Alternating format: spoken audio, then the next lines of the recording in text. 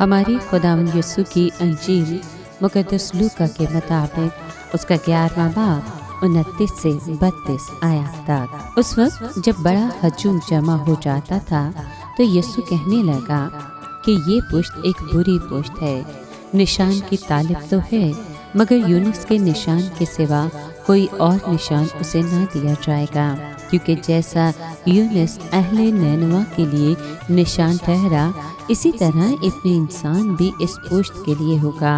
عدالت کے دن جنوب کی ملکہ اس پشت کے آدمیوں کے ساتھ اٹھ کھڑی ہوگی اور ان کو مجرم ٹھہرائے گی، کیونکہ وہ زمین کے کنارے سے سلیمان کی حکمت سننے آئی تھی۔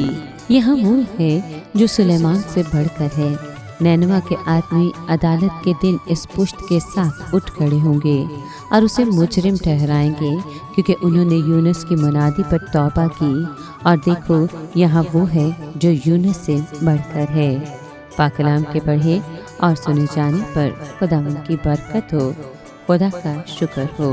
عزیز دوستو، انسانی زندگی میں فروتنی، حلیمی، غریبی اور انکساری کے معنی ہوتے جا رہے ہیں۔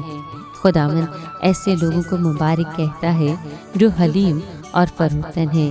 پست حالوں کو بلند کرنے والا خدا ہمیں یاد دلاتا ہے کہ ہمارے یسوع نے اپنے آپ کو ایک خادم بنا کر دنیا کو نجات دلائی۔ روزمرہ زندگی میں ہر انسان دوسروں سے سبقت لینا، بڑا بننا اور آگے نکلنا چاہتا ہے، اس لیے وہ ہر حد کو پار کرنے کی کوشش کرتا ہے۔ جب انسان اپنی خواہشات اور حدوں کو محدود کر دیتا ہے تو وہ فروتنی کی طرف ایک سفر کا آغاز کرتا ہے۔ جو شخص اپنے آپ کو حلیم اور فروتن بناتا ہے وہ معاشرے میں بڑے دکھوں، اذیتوں اور تکلیفوں میں سے گزرتا ہے۔ فروتنی ایسے عمل کا نام ہے جس سے گزر کر انسان خدا کی بادشاہی میں داخل ہو سکتا ہے۔ اے خداوند، تو جو حلیم اور فروتن لوگوں کو مبارک ٹھہراتا ہے، مجھے بھی اس سچائی سے مالا مال کر دے تاکہ میں اپنے آپ کو دوسروں کا خادم اور دل کا فروتن بنا سکوں۔